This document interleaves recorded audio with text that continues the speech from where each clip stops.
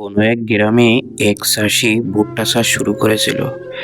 সে ভুট্টাগুলো প্রতিদিন বানরে নষ্ট করত, আর মালিক তাদেরকে তাড়া করত।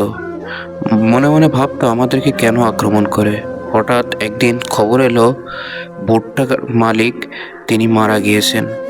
এ খবর শুনে বানররা খুব আনন্দিত হলো, নাচতে লাগলো, খুশিতে তারা আত্মহারা হয়ে গেল। তারা এখন মনে করলো এই ভুট্টা ক্ষেতগুলো আমাদের, আমরা এখানে আজ থেকে উন্মুক্ত, আমাদের কেউ বাধা দিবে না। তারা সেই ভুট্টা খাইলো, ভাঙলো, নষ্ট করলো। ঠিক পরের বছর যখন ঘনিয়ে এলো, তখন পুরো জমিগুলো মরুভূমির মতো হাহাকার করতেছে। আজ কোনো ভুট্টা নেই, আহার নেই, খাবার নেই। তারা ক্ষুধার যন্ত্রণায় ছটফট করলো, আর মনে মনে ভাবলো আমরা যাকে শত্রু মনে করেছিলাম সেই আমাদের আহার জোগাড় দিত। আজ আমাদের করুণ দশা।